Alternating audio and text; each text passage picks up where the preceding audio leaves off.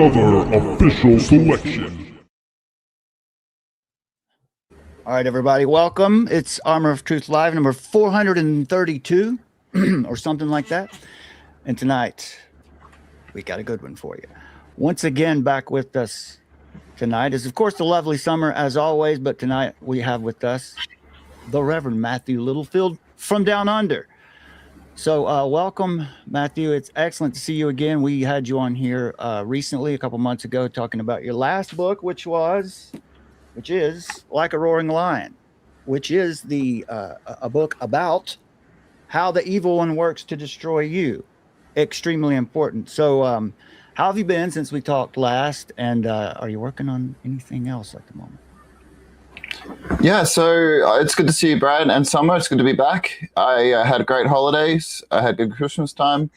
Actually, my wife, who used to be a drama teacher, we now homeschool our kids. She put on an amazing, with a team at church, an amazing play based on a book written by a lady in our church who's also connected to a lady in another church. And it's actually one of my favorite Christmas memories now. Just that night, the Christmas pageant they did was just inspirational.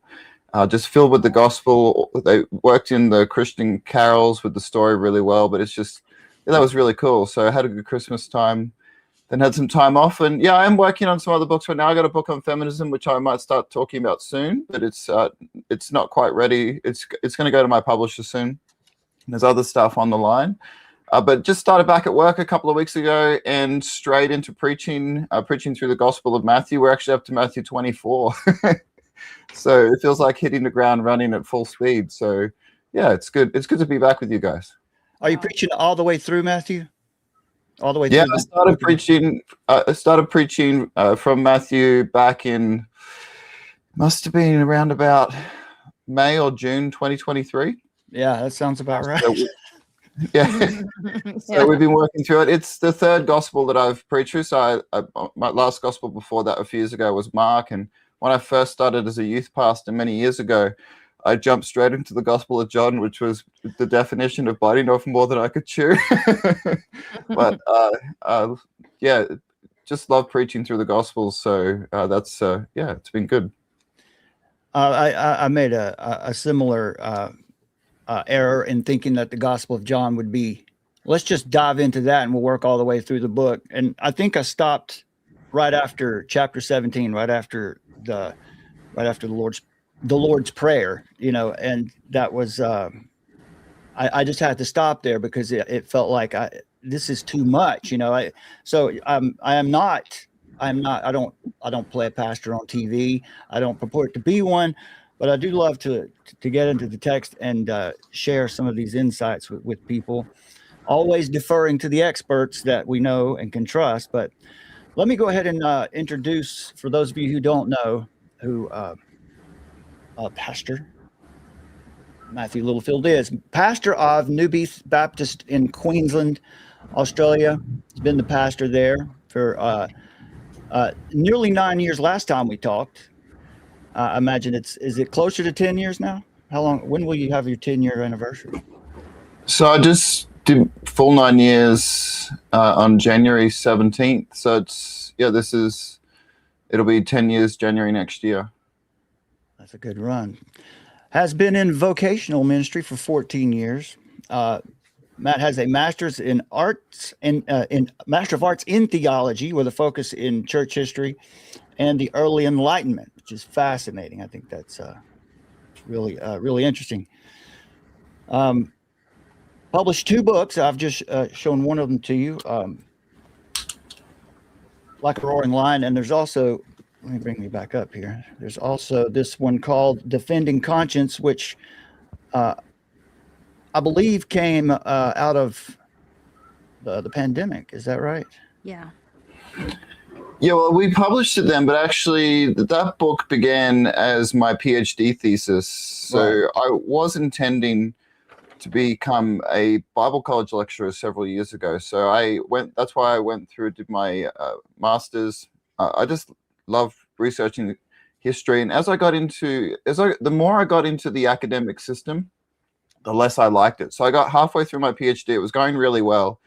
And I was hitting all the targets. That wasn't a problem. But I was just looking at what the opportunities were for working in the system, what you've got to deal with, the wokeness, even, and I'm talking in the Bible colleges as well, not just in the secular. But just, but you know what? I actually really like being a pastor. So I sat down with my supervisors one day and I said, look, I'm actually going to put a halt to this, but I'm not going to waste this work. I'm going to turn it into a book and make sure that the thesis still gets out there. And so what happened is I started working on that book. So I left my, I finished up, it would have been around about late 2018, early 2019, where I finished up doing that PhD course. Well, didn't finish the course, but finished, stopped doing it.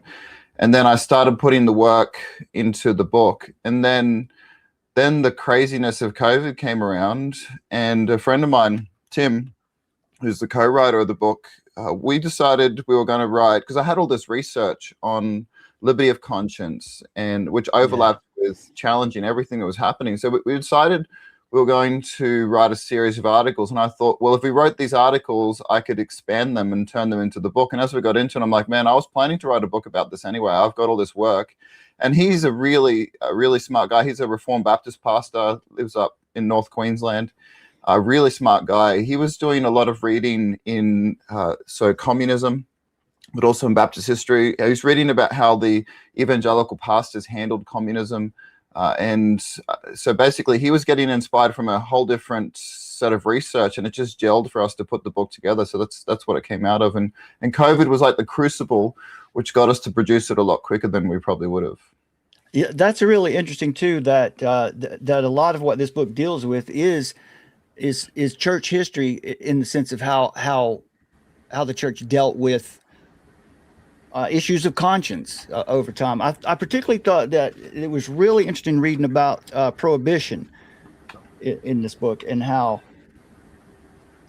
it came about, the similarities between that and the COVID madness, and just how to think through that as a Christian. So this is a book, folks, that's really going to be helpful to you to understand just how to engage with the culture that we live in, and which also the topic that we're working from tonight. We'll talk about many other things, but we kind of framed it around should Christians engage in politics at all, and compartmentalize Christianity as a Western heresy, which is something you've written about on your Substack last year. And Summer featured that over on our Substack, and we gave a little bit of commentary on that as well, which is a really important issue today. I want to finish up with this bio, because it's very important to mention that Matthew is married to one wonderful wife and has 3 children. And I imagine that's still the same way, right? 3 children still? Yes. Yeah. That would be fast if that happened. That would be too fast. if more come along, praise God. But yeah, we've got 3 kids, 2 sons and a daughter. In fact, my daughter is learning art right now. She just drew this for me. Oh, let me get the full screen. Let's get the full screen. That's awesome. Here we go. So, very nice. Those are awesome. That's really sweet. Moment. Gave one to my wife as well, which was the best teacher award. She wrote one and said, "You're the best teacher." And she said to me later on, she gave me that. She said, "Dad, I gave Mum one that said best teacher, but I didn't want you to feel bad, so I made you this one." She's conscious. That's how it should be. Also, folks, make sure you find Matthew's work at his Substack, which we can let me give you a look at this right now before we dive into these topics. And this is Christian History on YouTube. I'll start there. Based Christian History on YouTube. That is why is it not? Oh boy, I have to reshare it. Based Christian History on YouTube. And you were also in the Army Reserves, right? Yeah, I was in the infantry reserves. I did that. The only reason I stopped doing it is when I went into ministry. You have to be able to give up one weekend and one weeknight, and weeknights and weekends are really busy for pastors. But yeah, I really loved doing that. It was actually really fun. How many years were you doing that? I was probably about 2-3 years, something like that. A couple of years. That's a good long while. Yeah, it was good. I really enjoyed it. It's a good way to, was a good way to evangelize. It was a good way to, make good friends. It was a good way to keep fit. And it was a good way to serve the country. I believe that it's important to defend your country. I'm not a pacifist, although I am not for forever wars. But that, there's a big gap between those two things. But it was really cool, really fun to do that. And I have to ask you, go ahead, finish up that. So there's a particular rocket launcher, fold-out rocket launcher, which we use in the infantry. And it turned out, years later, I found out that my wife's dad was actually one of the engineers, because he was an engineer who worked for the military. He wasn't in the army himself. He was a civilian engineer, but he actually worked on that rocket launcher when they were developing it. So I got to use a rocket launcher in the infantry that my father-in-law had actually designed. That is wild. Yeah. Providence at work. That's interesting. That is really crazy. Yeah, he was a really smart guy, really, really switched on guy. Yeah, he's passed away now, but yeah, he did some pretty cool stuff in his life. Whenever I change the screen, it drops it away. Anyway, Matthew's Substack is right here. Any moment now. There we go. Bueller. Yeah, I don't know. That's Young Gospel Minister. Yeah, I don't know why it's doing that. Anyway, there you go. There's the Substack, and there's also Young Gospel Minister at .blogspot.com also, if I've got that correct. One day I'm going to have to change that website address. Someday. I'm 41 now. Right. You're still young. All right. Well, I've got a little outline here. And, let me just start out this way, because you mentioned free speech in Australia. Tell us what you're seeing happen there, and we'll work our way into talking about what we're seeing here later on. But we're interested in hearing what you've been experiencing there lately, because it seems like, well, you tell us, what are you seeing down there that's interesting or concerning? Yeah, so there's been several serious problems in this area in Australia, both at the state and federal level. So our federal government, which is sort of like a center-left to hard-left government. So we have in charge of our government right now what would be the equivalent for you guys of sort of like a Democrat-led government, although I think our leftists might be a little bit more left than your guys, in some ways at least. So I don't know. Ours are pretty bad. Yeah. But I guess maybe you've got better protections in your country, which limit them a little bit. Maybe that's the difference. But in Australia, we don't really have a First Amendment. We don't have a right to free speech. We have what's called an implied right to political speech, which is something which is not expressed in the Constitution, but is implied by the Constitution. So the fact that we have a political process means that the government has to allow for some kind of political involvement, but it's basically at their discretion how much you get to have. And so what's happened is it really goes back a few years ago. They passed these racial vilification laws, which made it really difficult to talk about certain topics in the public sphere. And some very prominent Australian journalists got themselves in trouble talking about issues. There's a guy called Andrew Bolt who's on like Australia's version of Fox News, Sky News. He's decent on a lot of issues, but not great on others. But he's all right on some issues. But he got taken to court over those racial vilification laws, even though he's not a racist at all. But the laws just created an open avenue for people to be targeted. One of my good friends, who's actually the publisher of my book, his name is David. He was taken through the Human Rights Commission just last year because he challenged something called Welcome to Country. You know what Welcome to Country, acknowledgement of country is? You guys, are you aware of that over there? I'm not. Not exactly. Or maybe it's under a different. Okay, so it actually comes out of the 1960s hippie movement. So it actually comes from the US, but it's basically this idea that you have to acknowledge the indigenous owners of land. And so it came out of the 1960s hippies movement, but it's been really latched onto by some of the institutions. And in Australia, it got attached to the idea that we have to acknowledge that the traditional owners, the indigenous people are the traditional owners. And government groups do this all the time. So Welcome to Country is performed by indigenous people themselves. Acknowledgement of country is supposed to be performed by people who are not indigenous. So if you're hosting an event, so if you ever watch like an Australian football game or big sporting event, you'll see they'll do like a smoking ceremony beforehand. But it's gotten out of hand because it's gotten to the point where in like some government institutions, like every meeting is begun with an acknowledgement of country. And it started to get into the churches. And so my friend Dave, who's really switched on politically, he was doing a conference where he said at the start of the conference that he acknowledges that this land is the Lord's, the earth is the Lord's, and everything is on it. Psalm 24, very famous psalm, and kind of challenging the Christian, the infiltration into the church of this bad teaching, this pagan practice. Yeah. And someone there actually, he did it. I believe it was a conference at a church.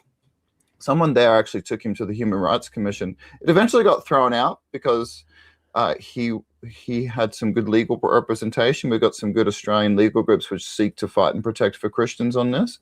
So this was already the situation we're in, where these massively broad laws which allow activists to come after, conservatives or Christians who are speaking out on certain issues. But then in the last year, we've had the anti-Semitism, hate speech, and something else bill, which has just passed Parliament, both sides. So both the left and the center left and center right parties joined together to get this through. And this is some of the most terrifying speech laws that we've ever seen in this country. That's not just my opinion. Like, there are lawyers who are talking about this, lawyers, journalists, informed people. In fact, on my channel, people can go there and have a look. I do a reaction video to an Australian lawyer who was both a police officer, a prosecutor, and is now a lawyer. And he goes through some of the things which this law allow for. And in fact, one of the scary things about the law that has been passed is that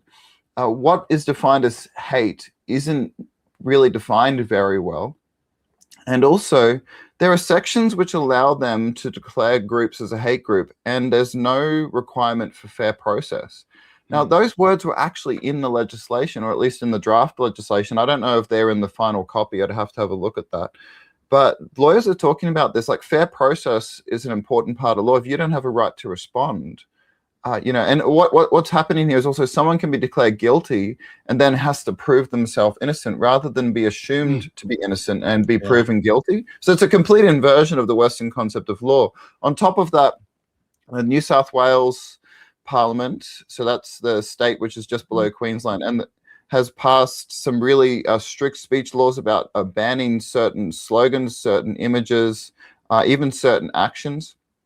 And the Queensland Parliament is about to copy them, and they're actually going to ban phrases. The Queensland government is going to be the first government in Australia, or state government in Australia, to actually ban phrases. And that legislation is going through, probably will pass this week, because there's no upper house in the Queensland Parliament. So like in America, you've got the Congress and the Senate. In New South Wales, they have the lower house and the Senate, the upper house.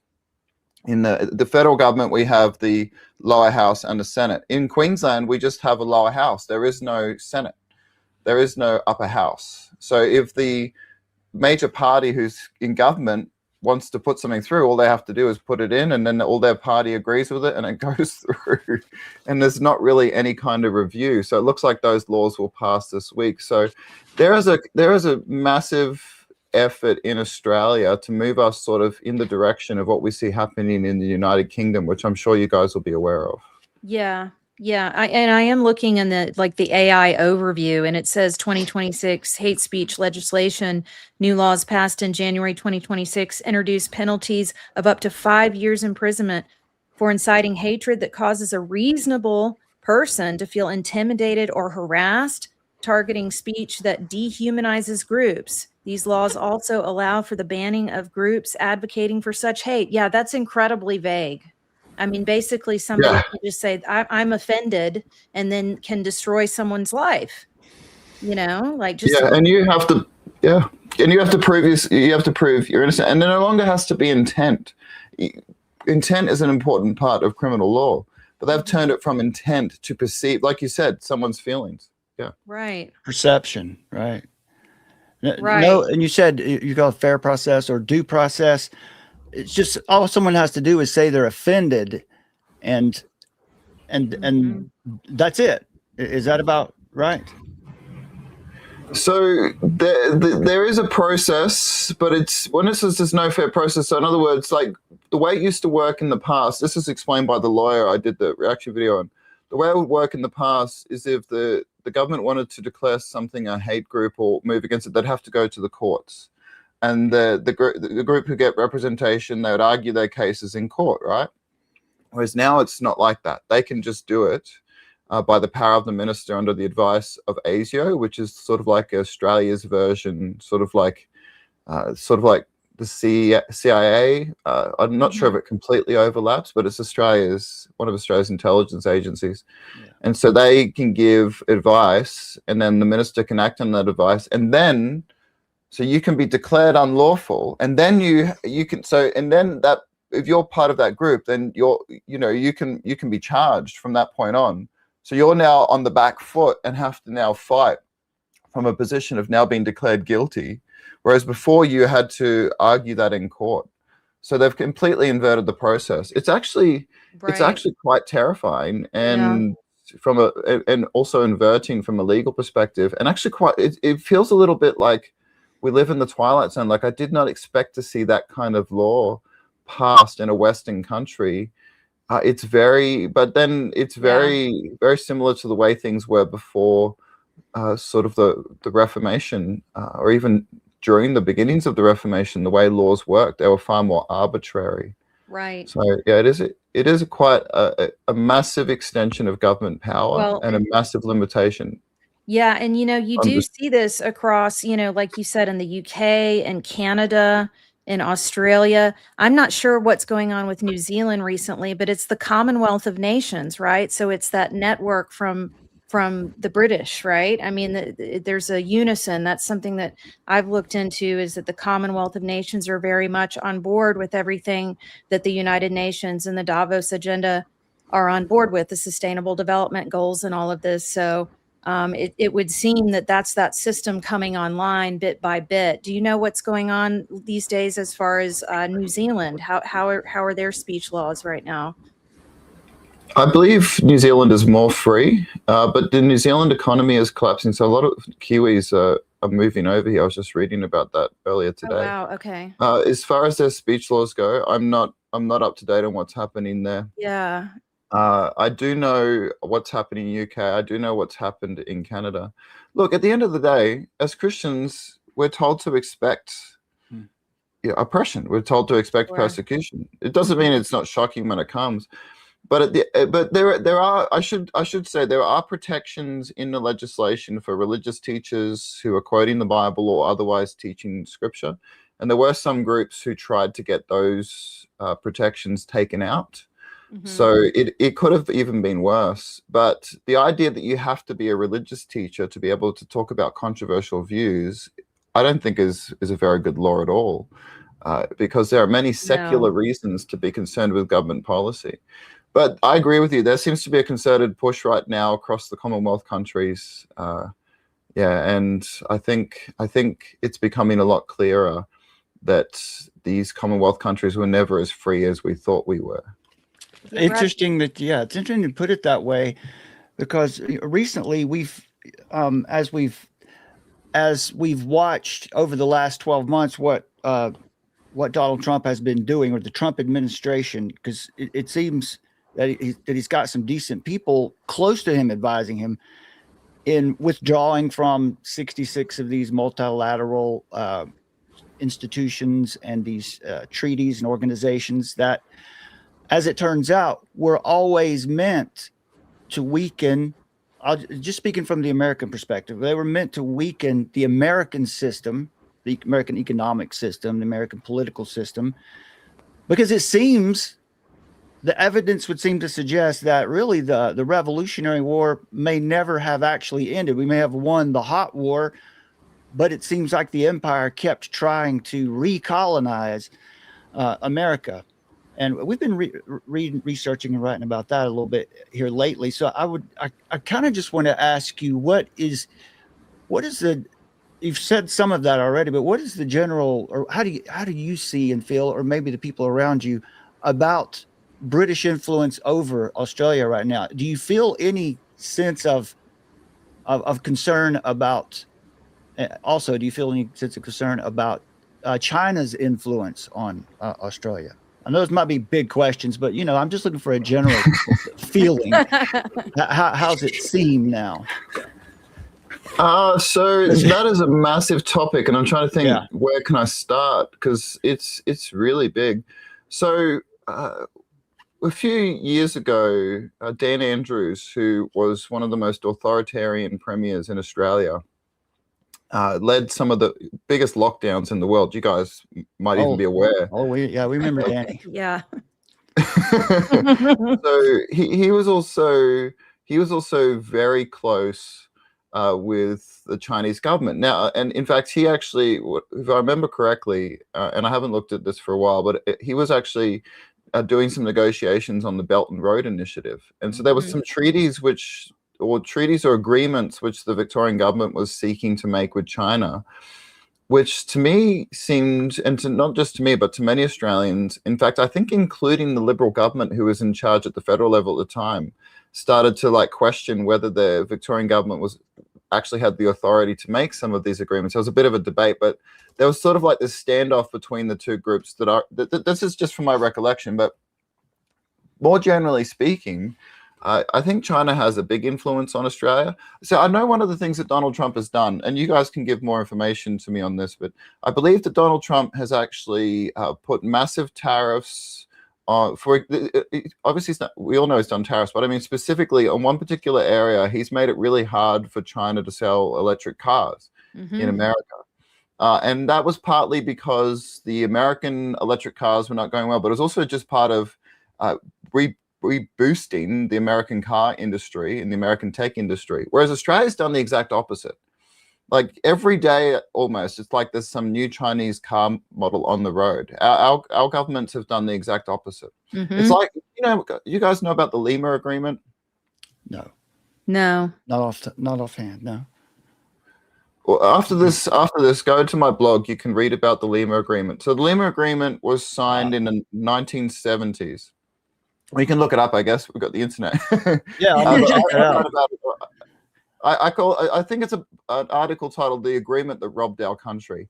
So the Lima Agreement was signed in the 1970s by a group of different nations. It was put together by the United Nations. It was sort of like an earlier version of the Paris Climate Accords, but rather than focused on environmentalism, what the Lima Agreement was about was that developed countries would agree to send 30% of their manufacturing to developing countries like China, Korea, these other countries, to sort of stabilize global wealth and spread the wealth around.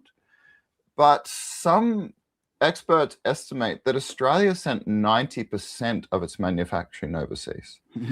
And we're not the only country. I mean, even America, which has a massive manufacturing base compared to Australia, lost most of its manufacturing. I mean, America was so powerful in regards to manufacturing in World War II.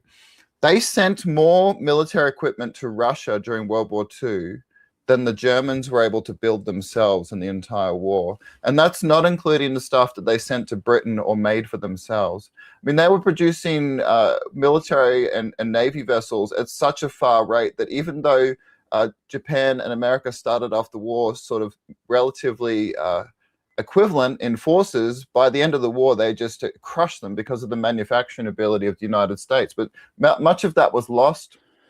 And the Lima Agreement is one of the reasons. Why the West was hollowed out. And so this how do I put it? This connection between the elites in our country and the elites in China and the globalist elites goes way back. And I think the way it started off is, and this is just my assessment as a Baptist pastor who likes history, living in Queensland. I'm not a global elite expert, right? But my assessment is, initially the Western leaders thought they could control it, but they gave so much of it away that Asia was able to actually make itself its own power and no longer is under the same kind of influence. And now they're starting to influence us in ways that we used to influence them when we were dominant. Does that make sense? Mm-hmm. Yep, sure does. Yeah. Yeah. So basically, Australia's gotten itself into a situation where we can't afford both to not rely on China, but at the same time, we can't afford to keep relying on China. And what I mean by that is, if we were to start weaning ourselves off China, China could just pass sanctions on our country, which would probably do to our country what America and some Western nations have done to sort of Middle Eastern countries, right? Or other countries where they've put sanctions. We've made ourselves that exposed. However, if we don't start to make ourselves more independent, then that's just going to get worse over time. And so Australia's kind of put itself in between a rock and a hard place. Our natural tendency is to align with the UK and with the US. We even have AUKUS, which is the Australian, United Kingdom and US alliance, which is a military alliance in the South Pacific. But we've put ourselves in a situation where our greatest threat is also our biggest trading partner, right? Yeah. So what I see happening is you've got the old school elite, the old school globalists, and the United Kingdom was a globalist power. There's no doubt about it. I mean, they ruled. The sun never set on the British Empire, right? Mm-hmm. And so That's right. There's sort of like this tussle between these competing elites for the resources of middle-sized countries like ours. That's how I would explain it. What do you guys think about that? Yeah. I mean, Go ahead, Sam. You go ahead and give your.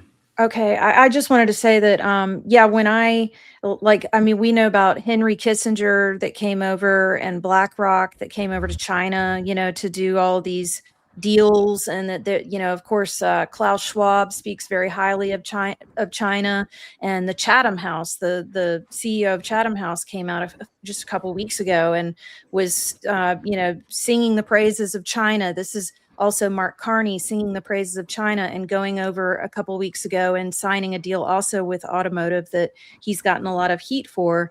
So yeah, very much like the perception is that the globalists, the people that are doing all of these tyrannical things around the world, that they definitely seem to have a favorability toward China. And also what we know is that when the Trump administration did back out of those 66 deals recently, a lot of that had to do specifically also with the deals that were sort of embedded, that were between the United States and with China. So the Trump administration actually said, no, we're not going to do any of those deals that you have set up for us with China, and we're going to come out of all of that.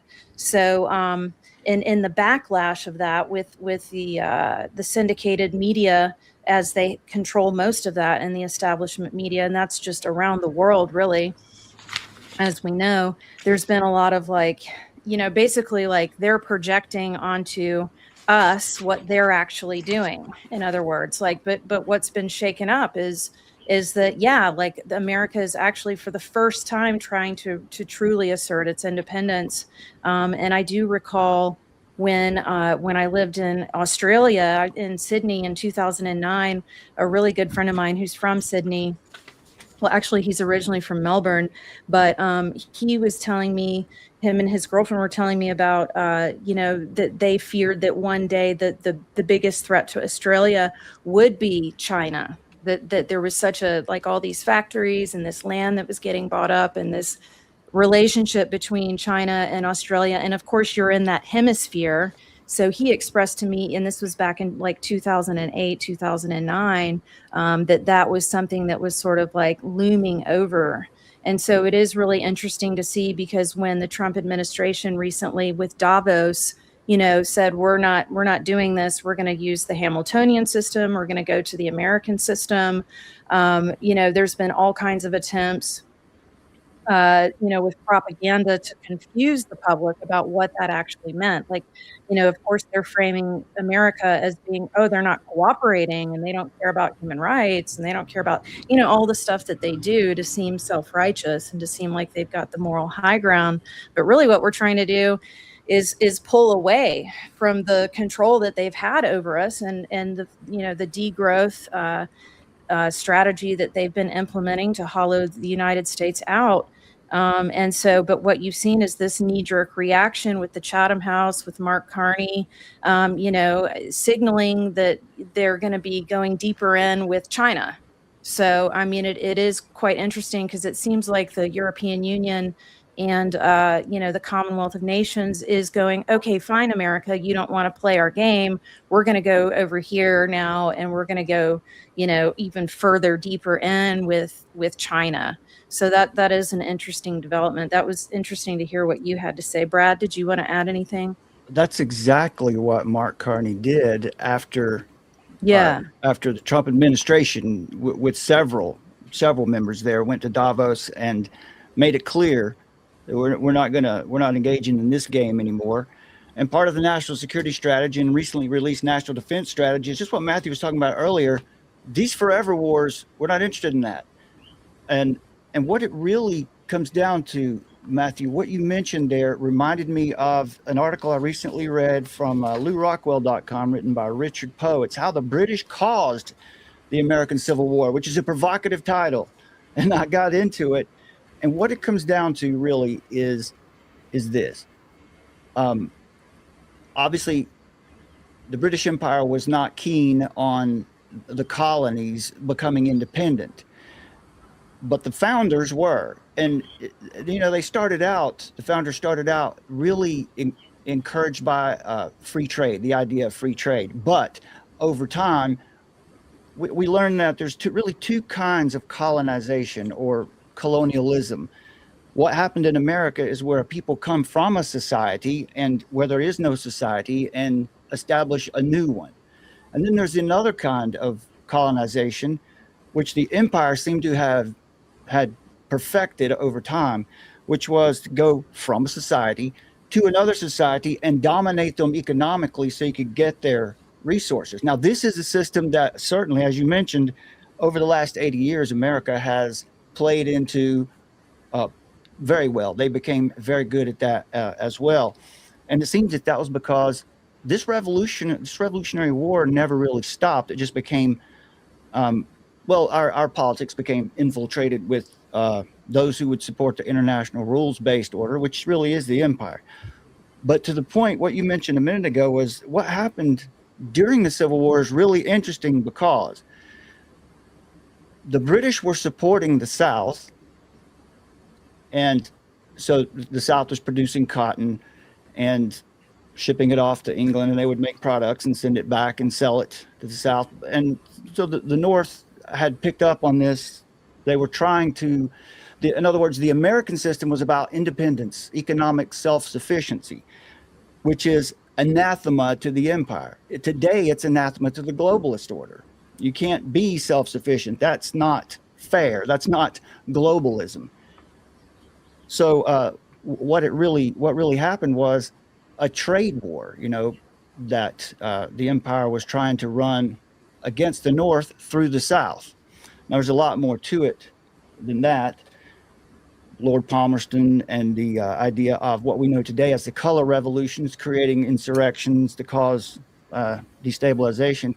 But it really it comes down to that, the idea of economic dumping, where it seems that from this article and some of the evidence that even the empire, wherever the empire goes, slavery travels hand in hand with it, because in the South particularly, because of this trade war, they were able to dump, and the prices of cotton fell so far that in order to produce it, you had to use slave labor to do it.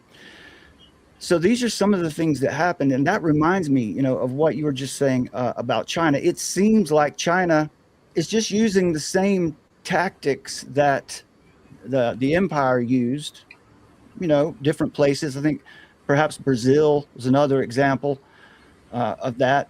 Well, where here's again, the theory. I was wondering, what do you think of the likelihood would be that, with this tight relationship between the European Union and China, and Schwab and China and, certainly Wall Street and China, that the British Commonwealth has basically given China access to all of their nodes around the planet. In other words, to sort of put the feelers out that there's a cooperation that's going on. Another small topic for you to do. Yeah. So I'll just take a step back on the US-UK relationship, because this might help me answer the question. But do you guys know who Cecil Rhodes is? Oh, Yes. yes. Mm-hmm. Anglo-American establishment.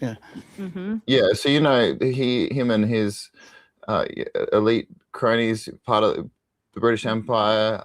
They spent a lot of time in South Africa. Rhodesia, Yes. which is now Zimbabwe, was named after him. So their goal was to reunite the US nation with the British Empire to create the Anglo-American alliance. Yeah. So you guys are aware of that. So when it comes to how the UK is currently working with China, I mean, the way I kind of see it is that BRICS is fracturing seeking to fracture the monetary system so that they can become more powerful, in their view, more independent.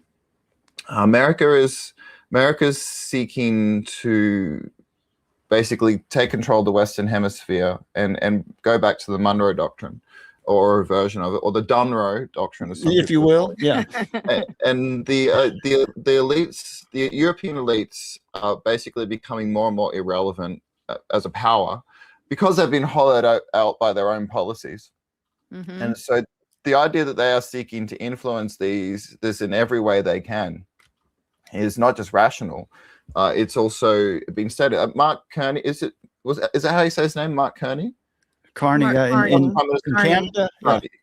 The Prime Minister of Canada. Yeah, he was a Bank Yeah. of England guy, wasn't he? Yeah. So he's one of the globalists of the globalists. Yeah. He's Yeah. he's Yeah. one of like the main guys. And the fact that Mhm. Canada have that guy as their Prime Minister right now, wow, what a revelation, right? I Usually those know. guys fund the prime ministers. They don't actually just take the throne. Not that it's really a throne, but you get what I'm saying. Yeah. So the way I kind of see this, and I think on some of the stuff you guys are a fair bit more informed than me. So like the whole Bank of London stuff, I'm aware of it to some degree, what's going on there. But I don't think I'm as informed as you guys. But from my perspective, what I see happening is the global empire is fracturing. The goal was one unified empire with America basically as its policeman. Yeah. Asia, particularly China, as the manufacturing base. Europe is the latte sipping holiday destination where people can go look at nice museums, and the wealthy on top being able to move the populations wherever they wanted them to bolster populations and keep wages suppressed across the world. So that's the way they were heading. That's the way the world was going, and that's now fracturing apart because I get what you're saying about Trump, but I kind of see in the Trump administration there's almost like a tension between the American nationalists, which is what you're talking about, those who want to break America free, but there also seems to be like sort of like a group within the American power base that also wants to extend their power over South America, and I kind of see there's a tension happening there. What do you guys think about that? That's that is always a possibility, because what we have in the conservative, loosely defined conservative movement are constitutional originalists,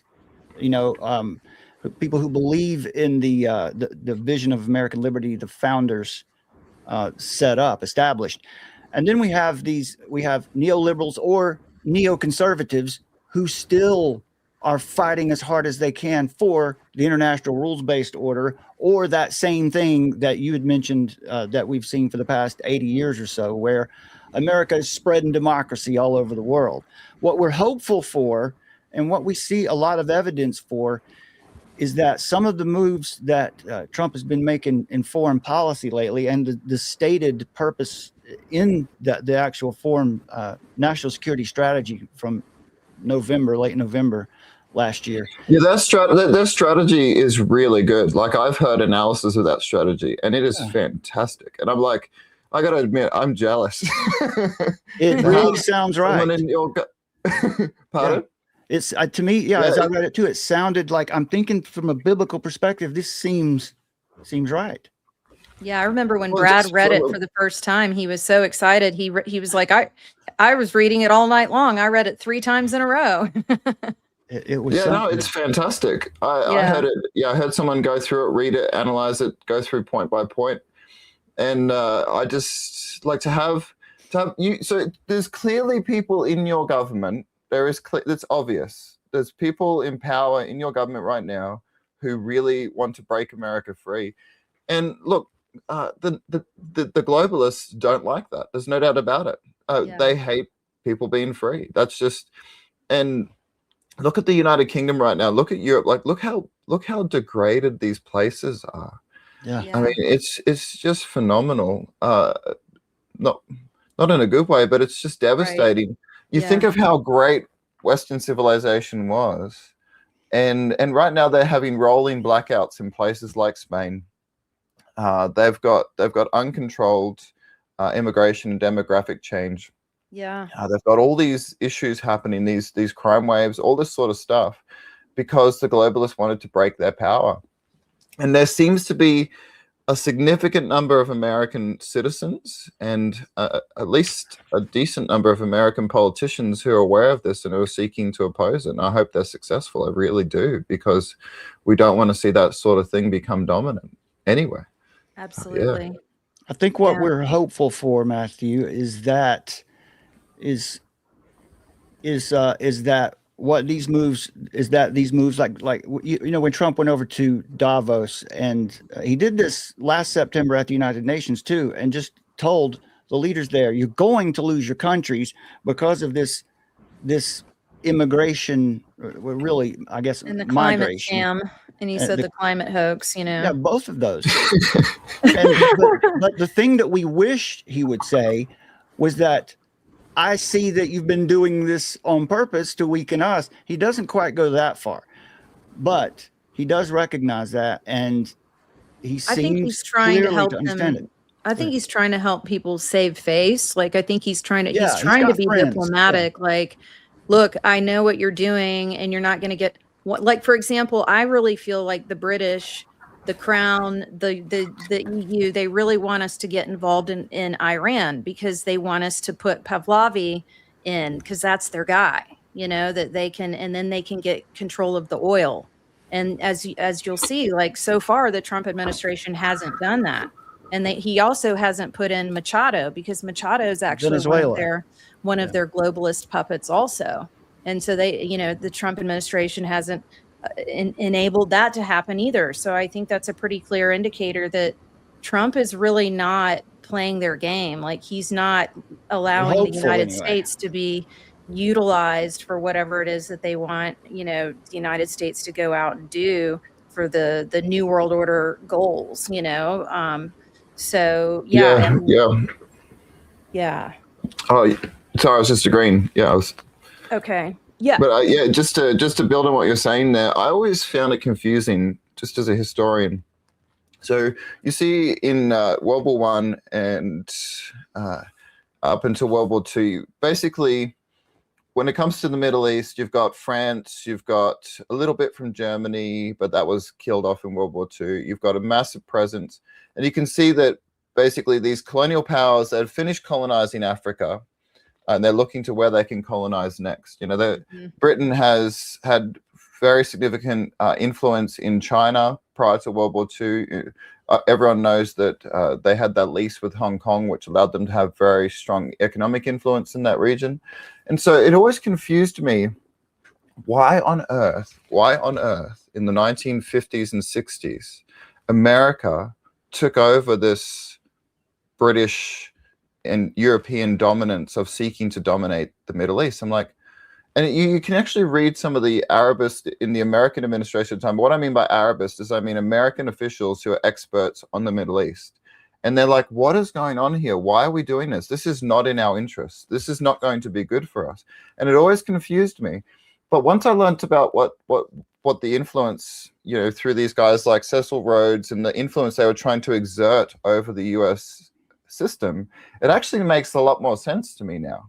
And so the fact that if you've got guys in charge who are trying to break out of that, I say praise God for that, because it's been disastrous for the American people. It's been disastrous for other peoples as well. But the American nation, if I was an American, I'd be so upset at the way your wealth has been extracted, the way your industry has been degraded, and the influence that these negative forces have had in your nation. It's been very destructive. So I like hearing people say from America, it's time for the world to stop taking advantage of us. And I love the fact that I'm not 100% sold on that Trump is on team good. One day he seems on team good, the next day he doesn't. But I just feel like I can't. Fair enough. You know what I'm saying? Yes. But when I hear him say, you're not going to take advantage of us, I'm like, I just wish we had a leader like that in our country, because we don't have anyone like that at that level. So I think that is a good thing. And there is no doubt also that the United States is seeking to establish itself in its region, because it no longer can really project across the world the way that it used to. I mean, they still have military presence across the world, but military, because of the gutting out of the American manufacturing base, they no longer have the same dominance they once had. So there is also wisdom in just centering back on your own nation and building that up. And as you guys have written quite a bit, and I've read quite a bit of what you've said on this, and I've watched some of those videos you sent me, you can see how the empire is seeking to cause trouble, like in Minnesota, places like that, to try and destabilize this. Because at the end of the day, if the globalist system which they set up, which they profit from, where they get to extract the wealth from all the nations, changes, they no longer get as much money and no longer as much power.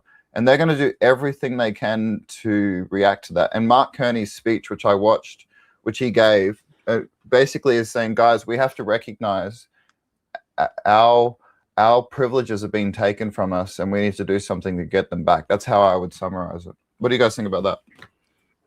I wanted to say, what you were saying about the national security strategy, and I wanted to summarize just those big points that I think are really important about it, that from a Christian perspective, things that we could probably get behind. First of all, withdrawing from all of these multilateral bodies and treaties, basically the rules-based international order, because the way we see that, Matthew, is the rules-based international order is a managerial administrative order where rights come from the government. Your rights are going to be administered to you. Deifying man over God's law. Certainly. And then can you just say that again, because you kind of broke up for a second. It just broke up for a second. All right, yeah, I'll say right. it again. We see it as a really on the broadest scale in the world right now, a battle between two distinct orders.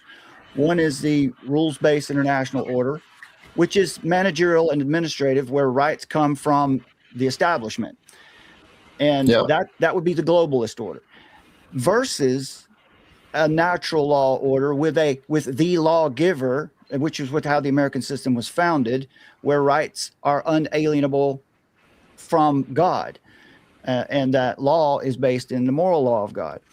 So this national security strategy seems to be, and the author of it, Michael Anton, or the primary author, seem to be very much aware of this. Not necessarily Christians, but instead, at least aware of the founder's vision of liberty.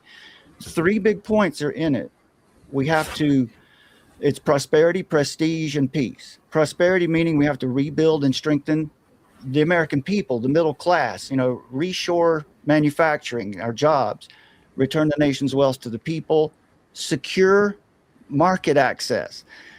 Prestige being project stability, project power, but also goodness to the world by cutting out this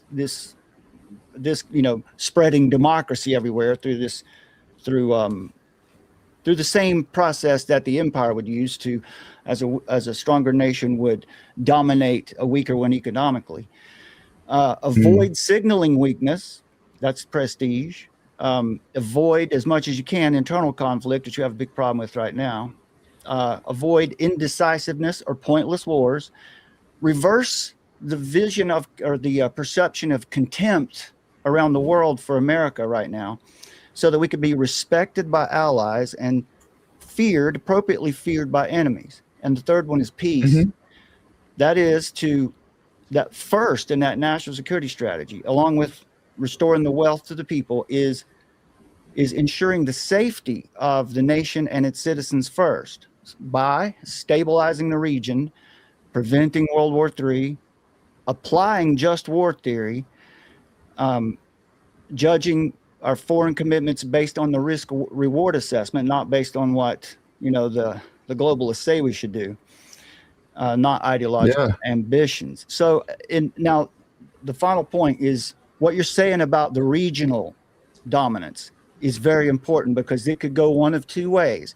It could be this American system where we engage with trade partners, appropriately, and we intervene whenever there's obvious evil, or it could go the other way, which a lot of people for many years have been talking about, which we've talked about here too, which is a dangerous way, which is the idea of regionalism, which is just another version of globalism, where you create a technate throughout North America and South America would be under one rule. So that we want to avoid. What we would like to do, and it seems the strategy and the new national defense strategy that Hegseth put out recently, they seem to be doing this. And one of the things that backs that up is the rumors of a Core 5 alliance between the US, Russia, China, India, and Japan, which would be an economic alliance and a loose security alliance as well. So from a Christian perspective, that's really the basis of it. And I find a lot of reasons to feel good about that, but there is a danger, which I think you're aware of. But there's also, and it's worth noting that in the Brad and I have a chuckle about this, because we were always sort of on the fringe end of things for the last couple of decades. No. I know, it's a big shocker and all, but there's this, this movement which we both came from, called the Truth Movement. And so there's a lot of conspiracies in that everyone checks out, and a lot of those things aren't true. But honestly, there are some things that are, but there are a lot of things that are preloaded in the public mind. So one of those would be there's a figure by the name of Patrick Wood who has Technocracy News. Not to give him a plug or recommend him, because I actually don't. He said a lot of very destructive things about actual Christians, like calling actual Christians heretics. But he's been one of the prominent voices talking about and warning about technocracy, the incoming technocracy. And he's put a lot of truth forward. It was conceived in Columbia University, again, a connection to the crown, to the city of London. But there was a concerted effort, because, they work in 100-year plans to preload the idea that if you were to start seeing America, consolidating, like maybe with Greenland, or maybe doing things like, getting involved in South America or Mexico or Canada, that, expanding outward, then everybody's going to go, oh, that's the technate. There's the regionalism, because there's a big narrative in the Truth Movement for over a decade that would be like, if you see that happening, that means that's the New World Order consolidating into regions. So they do all this work to preload the consciousness of the public. And then I would just make one more element to that. That's interesting. Yeah. So it's like everybody goes, oh, that's that, and really, and it's perfect, because then it goes, see, it appeals to people's secret knowledge, and, that they knew what was coming down the pipe, but it can be very deceptive, I think, let me ground what you're saying there. I think what they do, Summer, which we've talked about, and Matthew might speak to this a little bit, is the Truth Movement, the red pilled, we would say maybe they're black pilled, but they seem to evaluate everything in terms of power dynamics. And what we try to say here a lot is you have to be really careful about that, because we have been in our education and culture has been embedded with Marxism for so long that we don't realize we do it sometimes. Yeah, a lot of that stuff is work to serve as a deconstruction of what is good, true, and beautiful in our culture, to get everybody to think that everything is just innately evil, that it's always been evil, the way that they've done revisionist history. And these are just some of the ways that they can preload the consciousness of people so that when they see those things happening outwardly, they're going to go, oh, I know what that is. And that what's troubling about that is that if indeed what the moves that the Trump administration are making are actually toward, no, we're going to be in our hemisphere, we're going to stay in our lane, we're not seeking empire, we're actually seeking national autonomy, not being controlled by this imperial system anymore, then it's like that people don't recognize that, and they don't support the Trump administration. So in a sense, you shoot yourself in the foot, because the biggest thing that people in my mind need to realize is that they need to get out and vote for the midterms and understand that if they don't want to have globalism take over, their best chance at it right now is, get on board with what the Trump administration is doing. And so I would just like to add one more thing to that. I know it's kind of heavy, but like what they're doing with, like particularly with Candace Owens, it's like now everybody's a truther. Now everybody is black-pilled, and that's the point in which they've been aiming to get us to, it's like instead of just a small section of society being sort of in this little truther community, it's like now all of a sudden they've unleashed the black pill to everybody across the world. So it gets everyone to be suspicious of everything, Yes, and therefore exactly. very susceptible to, oh, this is, even it looks good, it's not, and then we end up shooting ourselves in the foot. So it's that seems like the tactic of the devil, which you've written about once again extensively. in Like a Roaring Lion. Yeah, demoralization, which is also, it's very much a satanic strategy, but it's very much a Marxist strategy. It's very much an imperial strategy. If you can get people to be demoralized about even when they see signs, and look, there's no doubt you see good signs in like that. I've got the American national strategy open in front of me right now, and as you're sharing some of that stuff before, I just had a quick glance at some of the stuff. The fact that you've got people in your administration who are aware of this, and they're really working hard to restore what America was originally meant to be, which was actually something really good. I mean, George Washington said that I believe it was George Washington, he said you got to avoid all those entangling alliances. Yes, exactly. And what did Trump just do? You pointed it out. He got rid of like 60 of them or more. In fact, in his first administration and in this administration, I think it adds up to quite a fair bit more. And these entangling alliances basically nullify the sovereignty of the people of America. In fact, if you look at the legislation that was passed for that hate speech bill we talked about before, it notes several times in the bill, this is done in accordance with such and such UN charter from, I think it's 1965. So in other words, it's actually noting that they're doing this in accordance with these entangling alliances. So these alliances are taking the rights away from my people. So it is interesting, because the way I it's probably just because of my historical bias, the way I look at it, rather than through the truther movement, the way I kind of look at it is just the shifting of polarities happens naturally when a dominant force is no longer as dominant as it once was. So you can go all the way back to ancient Egypt. There was once a time where ancient Egypt ruled not just the place around the Nile, but all the way up into like Syria and quite a fair bit across Africa. And then it lost that dominance, and then you got places like the Assyrians and the Babylonians rise up, and they take that power, right? So that's the way I kind of look at this. The United Nations was hollowed out by these globalist types, and because of that, it is no longer as powerful as it once was, but it is still the most powerful nation on earth. It's just not as dominant as it once was. So there's people saying, look, if we had stuck to our American principles, we wouldn't be in this situation. And that's what I see in that American strategy agreement, is that they recognize where they went astray and how to get back on course. And I hope that they beat the neoconservatives and the neoliberals, because they benefit from the globalist system, and they obviously have no loyalty to their own people and just want to extract wealth the same way that other global elites have wanted to do it throughout history. So it's actually quite encouraging. And I kind of get it. What you're saying there is we've been trained to see signs that we should be see as good as signs of something else. And we don't want to fall into not rejoicing when we see a good thing. That's basically what you're saying, isn't it? Yeah.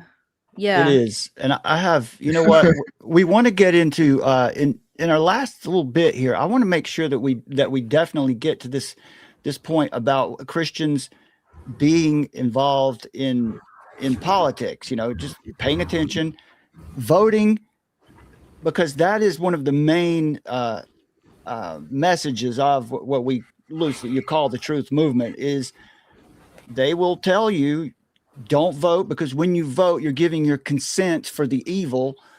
That's really and I get it, because I believe that way for a long time. But we played a clip from one of our old compadres back in the day where he made this statement. I'd like for you to respond to this. He said, Jesus wouldn't want you to be involved in politics. He would want you to establish a good home. He would want you to, that's the idea. Also saying that America was never good. It wasn't founded on anything good. It was a Masonic ritual. That is really what is strong within this movement we're talking about. And Candace Owens is one of those who, although I haven't heard her say those things directly, she is like the point person for that whole movement now. And a lot of people in it would reject that, but it's the same approach, right? I'm just asking questions.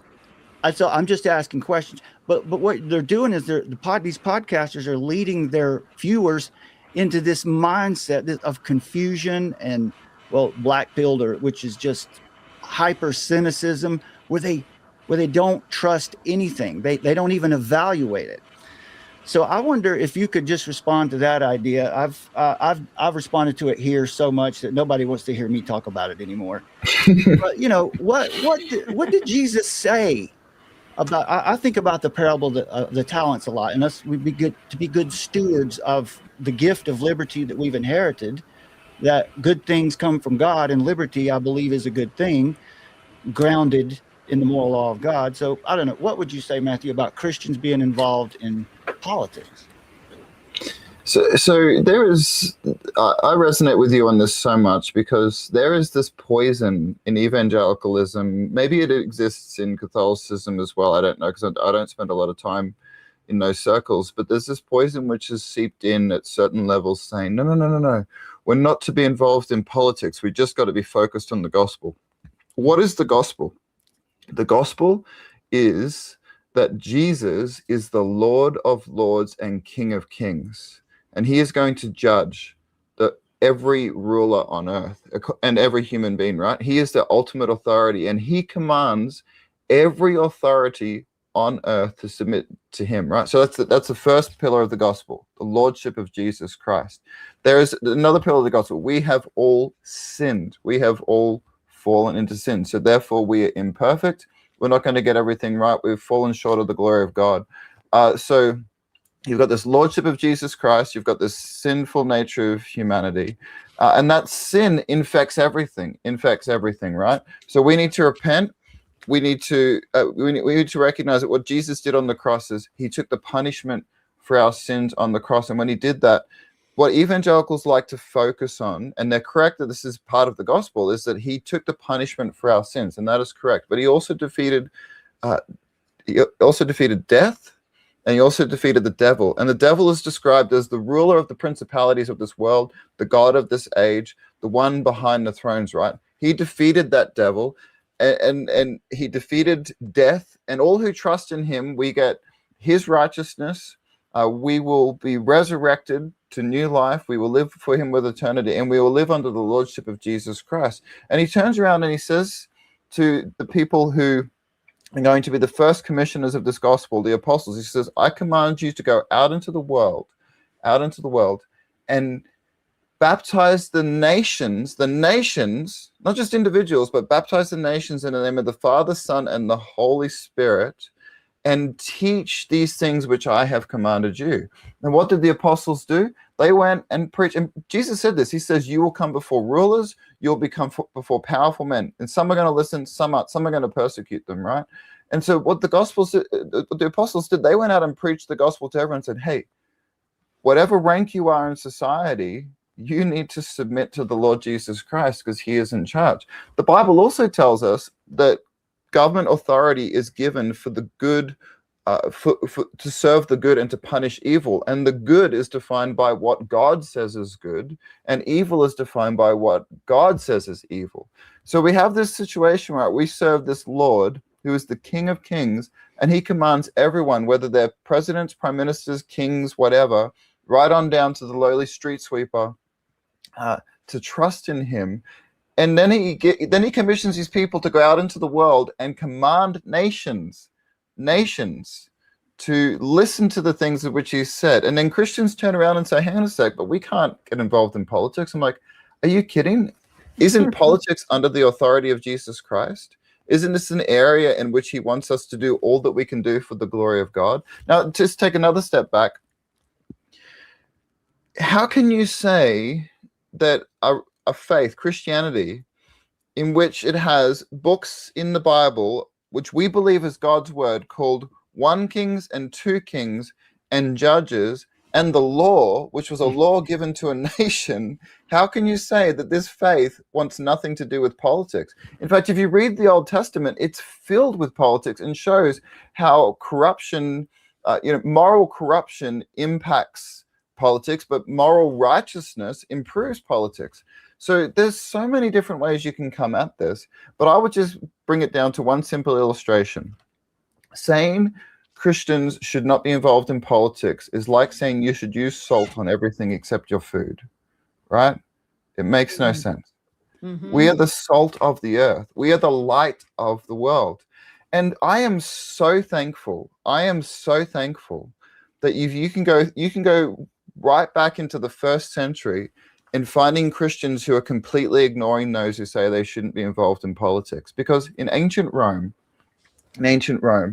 Constantine forbid the branding of slaves on their face because he said they have the image of God and it would be a sin to mar the image of God. You had Christians who were buying people out of slavery and advocating against slavery, and they were so successful that what happened for something like 1,000 years in Europe, there was no such thing as Christians taking other Christians as slaves because they believed this was against the law of God.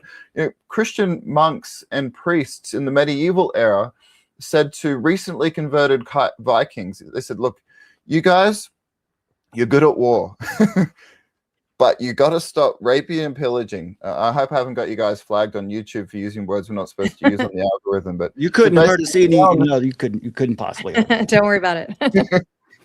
So basically, listen, from now on, what you're going to do is you're going to follow these chivalry codes. And now you're going to use your military might to protect the weak, to protect women, to protect children, to restore to them their possessions rather than take it off them. And these influences from these military codes ended up culminating in the modern laws of war, which we get in things like the Geneva Convention, where we find the kind of strategies which armies employed for thousands of years were just the norms of war. Our era finds these things to be abhorrent and calls them war crimes because of the influence of the gospel. Then you've got William Wilberforce. You've got this guy in Britain who is committed to getting rid of the African slave trade because he sees it as evil. You've got guys like John Bunyan, who was a slave trader who was converted by Jesus Christ, who got behind this effort, and through their political efforts managed to get rid of the slave trade in the British Empire. You've got a Christian nation in the United States which fought a war over this issue and got rid of this issue. In other words, my point is, throughout the entire history of the church, going back into the most ancient parts of the Bible, you've got believers in God engaging in politics. Who are we to think that we today should not carry on that legacy? Amen. Actually, it's beautifully said. Yeah. I think that is exactly what people need to hear. Matthew, if we're I think we have 3 duties that seem to be present in Scripture. There's the Great Commission, which you mentioned. There's also the cultural mandate, and then there's also the greatest commandment, love God and love your neighbor. And how do we love our neighbor if we don't engage these systems for their good, right? When we see a law that's obviously going to destroy them, make their lives difficult, or take away from them, how do we love our neighbor if we don't stand up for that, even if they don't want us to, Yeah. Yeah, well, I mean, righteousness exalts a nation. If you had no other verse in the Bible, that's all you need to know to say we should have an influence. But look, I talk about, I get into this in the book, like a roaring lion. I show how moral corruption behind the scenes actually ruins a nation. And you see how when corrupt kings or corrupt rulers are basically living in corrupt ways, engaged in all sorts of evil practices behind the scenes. And that can be anything as simple as idolatry, adultery, fornication, stuff like that, on through to the much more serious stuff, which you see with like the Epstein scandal and stuff like that. When this is entrenched in your nation, that's bad for your country. And the gospel is actually a powerful sword, a peaceful sword, but a powerful sword with which to strike at that kind of evil and call people to repentance and say, look, we're supposed to be living this way, not this way. And if you're not saying that to your politicians, you're not really doing something which is good for your nation, aren't you? I mean, if you're saying, look, the gospel stops at the edge of the Congress doors, or at the edge of Parliament doors, or at the edge of the government, precinct. What you're saying is, we don't want there to be good in power, and that's just not rational, right? Exactly. Anyway, No, it's I've actually written true. quite a lot about this. Yes, I've got. Yeah, I was and showing a couple of these on the screen while you were speaking. Go ahead, Tom. Oh, I was just going to say, one of the things that's been really creepy, I mean, we've gone through a lot of creepy things over the last few years, but, that there's been a particular fascination with concerted effort to demonize the Reformed Christian faith and the Bible believers, who would be considered fundamentalists, people who believe in what the Bible teaches, to demonize us. And that is not a coincidence, because, it is the power of the Holy Spirit and the gospel and what is written in God's word and the teachings and morality found within the Bible that is what holds, the gates of hell away. And so if they can intimidate enough of the Christian population to say, hey, don't bring your Christian politics, which, by the way, everybody else brings their worldview into their politics, but no, Christian, you're not allowed to bring. And in particular, like we watched it with the White House Office of Faith when it first opened up. We haven't looked at that recently, who's sitting on the committee of all of that, but still Paula White is there. Nobody who is actually like a Puritan, Protestant, the founders of the nation that primarily were influenced by the Protestant, Reformed Puritan tradition. None of those people are at the table anymore in government. And that is by design. They are trying all they can. They are trying all they can to keep the power of God out, but man plans and God laughs, thank God. And we know who wins in the end. But you have to state that this is definitely strategic. Like, they're really making a concerted effort, especially with, the ecumenicalism and the interfaith stuff. It's like, oh, everybody's religion is equal.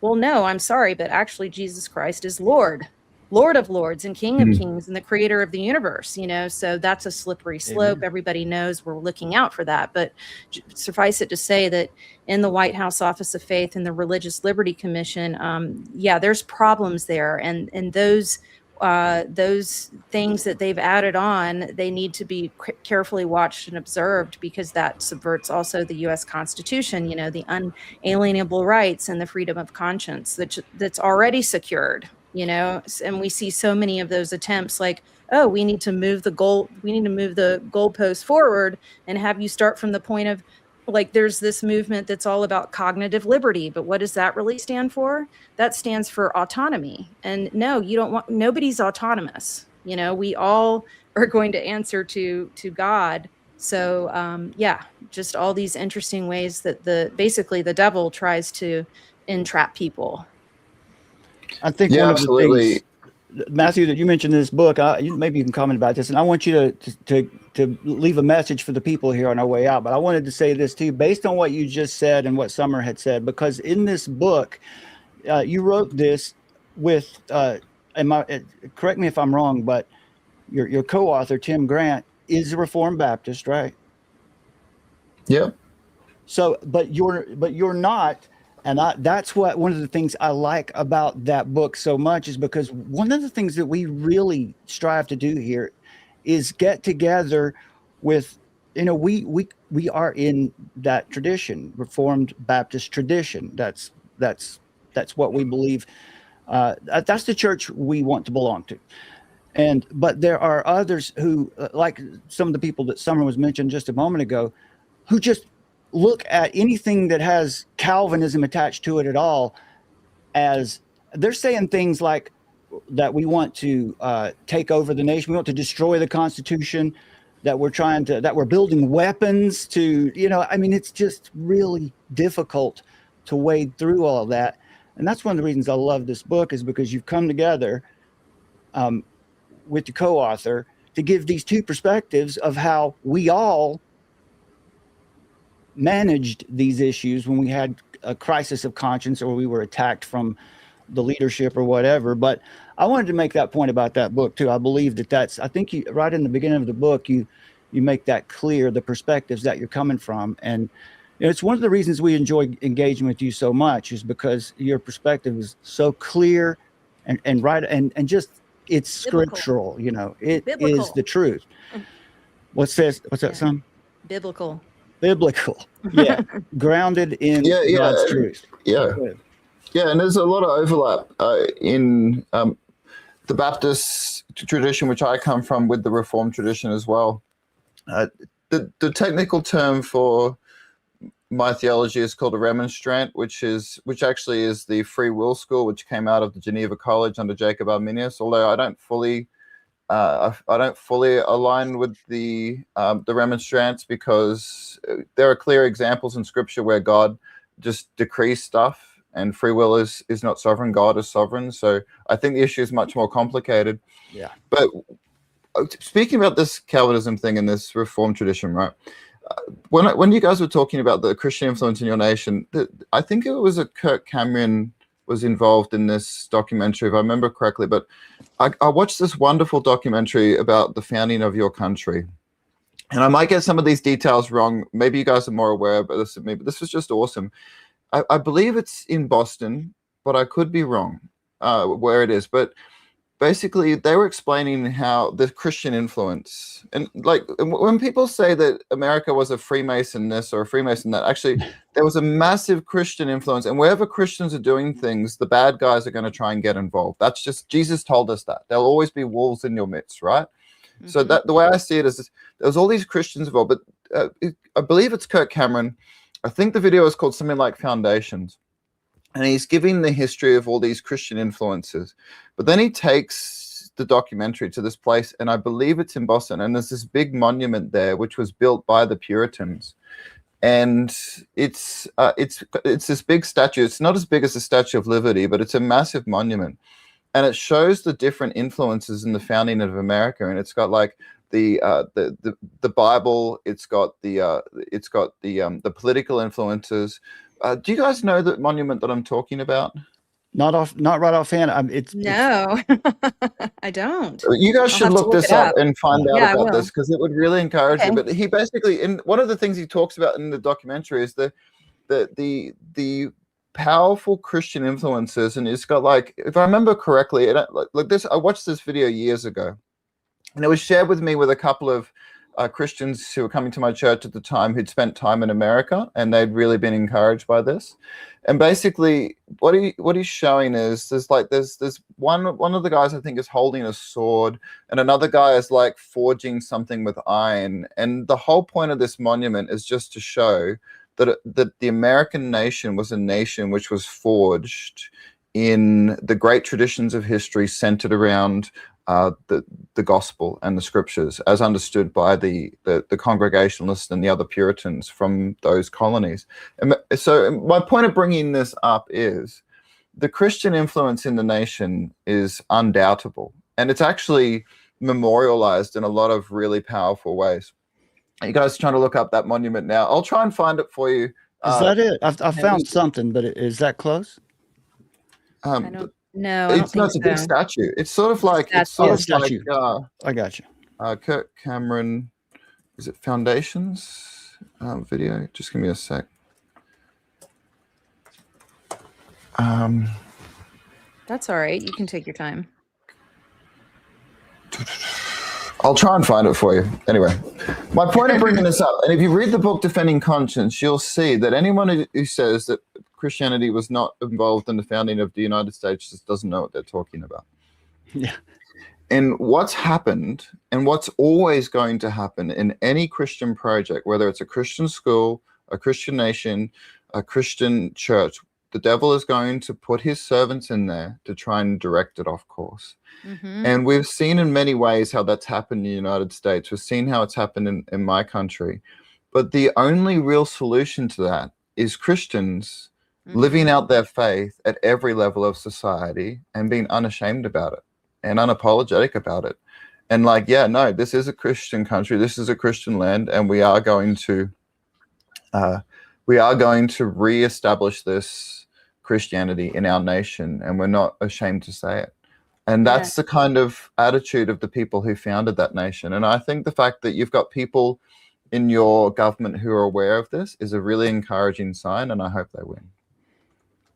Yes, definitely. Summers, pray for us. Anything you wanted to say to wrap up tonight? Yeah, I actually did. I don't know how memorized you have it, but there's in Like a Roaring Lion, there's a chapter 11, a strategy to take down the devil's influence. I don't know if you wanted to talk a little bit about that just quickly, for people to fortify people, help them, just because I thought you did, with your military training and all of that, and your analogy, I thought it was a really strong way to help fortify people. Yeah, no, I remember that very well. So if you think of the family home like a military effort. So the family home is the forward base. It is the base where the soldiers come back for refreshment, for rest, for re-equipment, for healing, and basically to be restored so they can go out into battle. So the way you would, say you're in Iraq, and you're wanting to take a particular city, you would put a forward base in that region. And basically that would be like a green zone. And in that green zone, the soldiers are safe. They're less likely to be attacked. You've got the bunkers there. You've got the barracks. You've got the mess hall.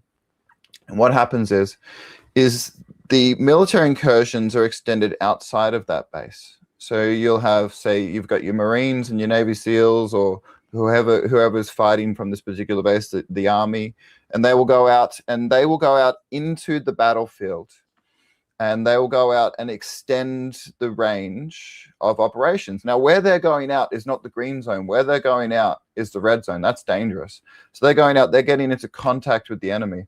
Now, if that forward base is undermined in any way, those soldiers will be exposed. They will be vulnerable to the attack. Why? Because they need the transport motor pool from that base to be able to bring them ammo. They need to be able to come back and sleep somewhere safe. They need to come back and be replaced by the reserves who are waiting in the wings, right? And so what I do in that chapter is I show how the family home is like that forward base. You've got the mother who takes care of the base. She is like the combination of the mess hall, the medical hall, the re-equipment hall. She is taking care of that base, and the husband's role is to go out into the world and to win and to conquer. And by conquer, I mean in business, in working hard for his family to provide resources for that base to be looked after. But what the enemy has done is the enemy has gotten into the family home. And let's go back to the military base example here. He's gotten into that forward base, and he's convinced every aspect of this base to think they should be a forward-facing soldier, an infantryman on the battlefield. But if you take all the cooks, all the medical staff, all the people out of that base and put them all on the battlefield together, what will happen is initially you'll actually have a multiplying of force, because you go from having, say you have 100 soldiers and 500 support staff to look after them, right? You take those 500 support staff, give them a rifle with those 100 soldiers, they go out into the battlefield. Initially, you'll have an advancement. You'll actually go forward initially because you'll have a multiplication of force.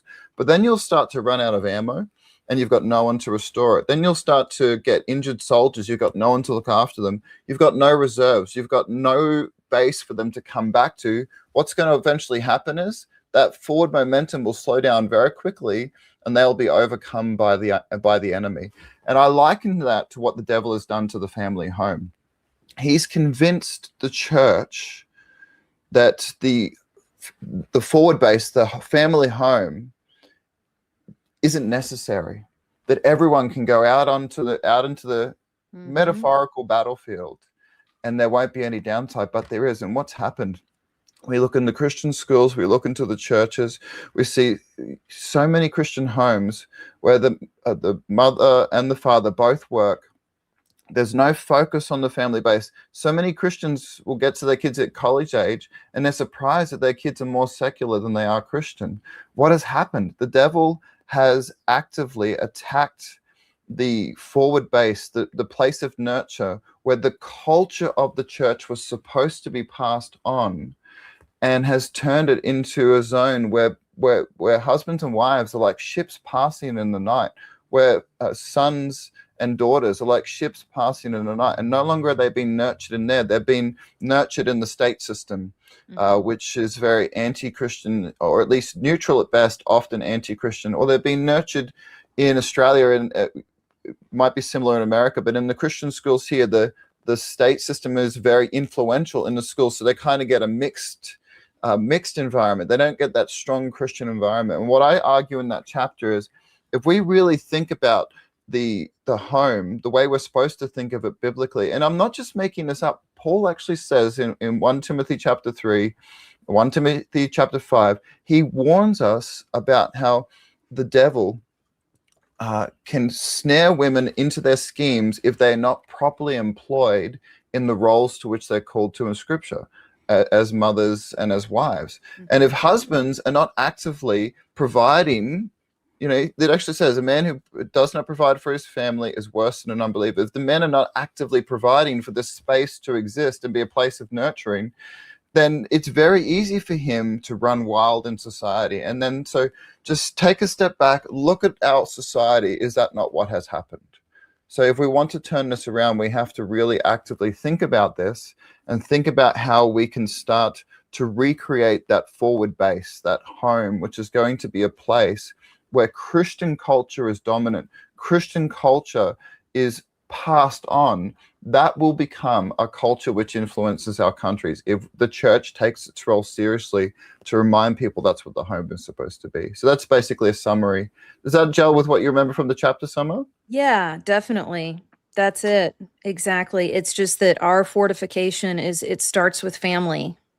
And it's like so easy. Like it seems like, just to say that seems very obvious, but it's not. It's like it's really a wise piece of information. It's like, fortify your family, like work on those relationships, and don't go to sleep angry, and like make time for your family members, and pour into people, pour into your family, and in a godly way, and live in our godly roles. And the Bible has given the information on how to do that. And by being faithful and doing that gives you that protection and strength, to be empowered to go out into the world. So I thought that was a really great chapter. Yeah, I think it's I'm important. really glad that encouraged you. Absolutely. Yeah, the whole book is just so you guys can see once again, like a roaring lion. This is how the evil one works to destroy you. And one of the topics that we did talk about tonight, but we didn't bring it up specifically in your book, is how the devil destroys with free trade. And that was exactly what we were discussing earlier about how the empire would do its form of colonization. Interdependency that makes everybody dependent, like to a fault. Right, and that's what it ultimately creates. So the founder started out not wanting to have anything to do with tariffs, but eventually it became necessary to preserve the nation. And it's not perfect, but what we see happening in America right now, it does seem like, as Matthew pointed out earlier, looking in from afar, it appears that there are people in the administration who understand who the true enemy is, and it's really not globalization; it's actually Satan himself, with communism as the political system of Satan, and even the rules-based international order as just another form of that, a Fabian form of that. But Matthew, that was pretty good what you just did, but is there anything you want to leave the audience with tonight as a message? You gave a strong gospel earlier, and that was a pretty good, that was excellent there, but I want to make sure you have the last say here tonight. Yeah, whatever you want to say, you've got the floor. I just want to thank you guys for the work that you do. And I also want to thank you for your morale at encouraging people that good things are happening for your nation, because it is very easy to get focused on the negative. And you are absolutely correct that in the truth community, there's this perspective, oh, it's over. It's over. Yeah. Everything is over. Yeah. No, it's not. I mean, Jesus turned the world around with 11 men. It wasn't even 12 men, because remember, one was a betrayer. Yeah. So 11 men. That's all it takes. Mm-hmm. 11 men, and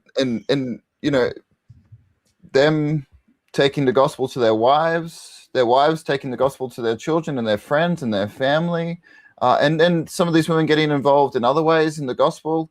You just see the power of the gospel to transform, and you see it in the book of Acts. And God didn't just do that in the times of the Bible. He's done that throughout history. And a lot of nations in the West have been in worse situations than they are now, and the gospel has turned things around. Amen. So I like the fact that you guys are showing the hope and the good things that are happening. And I would just like to encourage people who are listening to this, never think things are over, because as long as there is more than 11 Christians in your nation, and there is hope, and there is good hope, and there will be good things happening. We expect the enemy, and by that I mean the devil and his cronies. We expect the enemy to want to undermine the work of God, but we also know that where he attacks is because he sees good things happening. And so be encouraged when you see good things happening, and build on them, and do not ever give up hope. We will face opposition. That's part of being a Christian life. We were told to expect this, but we were also told that the gospel would go to all nations. We were also told that it would start off as the smallest seed in the garden and become the biggest tree. And we get to just, our role in this life is to just be a part of that legacy. And that is our job, to be faithful and leave the rest to God. And I have hope for the future. And the reason I have hope for the future is because I know what our God is like. I'm not one of those people who thinks that everything's just going to get worse. I think evil will continue to be evil. Good will continue to overcome. And eventually Christ is going to come back and deal with all of it in a final way. Until that time, let me just encourage people to continue to take the gospel, take the word of God, stand on it boldly, don't be ashamed of it. And one of the things I love about American culture, and I wish we had this more in my country, is how unashamed you guys are about being public Christians. Don't give that up, because that is a really cool thing. So that'd be my final word to you guys tonight. Thank you so much. That's a great encouragement. And I should say, Matthew has declared himself a post-millennialist here tonight on the Armor of Truth show. It's not Pardon? Not a Seven Mountain mandator, but a post-millennialist nonetheless. Anyway, that's thank you for that encouragement. We really do appreciate it. That's huge. That's very encouraging. Yeah, thank you. All right, really cool. We'll leave it there and let Matthew get on with his day. And we appreciate you joining us tonight. And we will see you again here. Well, yeah, we're going to have him on again. We're going to make him do it.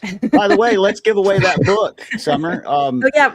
So anybody who wants a copy of the book, please email me at hello@armoroftruth.net.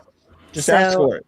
Just ask for it. First person who does it, I'll mail it out to you. But unfortunately, you do have to be in the US because we can't ship abroad. It's like $1 bazillion. But yeah, anybody who's living in the United States, we will ship it to you. So send us an email and we would be really thrilled to get a copy for you out in the mail. Thank you so much, Matthew Littlefield. We really appreciate your time. Yes, sir. Thank you. Thank you. Thanks for having me. It's been fun. God bless you. As early as 1928, the communists declared that the racial differences among our people constituted the weakest and most vulnerable point in our social fabric. By constantly probing and straining at this one spot, they calculated that eventually the cloth could be torn apart and that Americans could be divided, weakened, and perhaps even set against each other in open combat. The average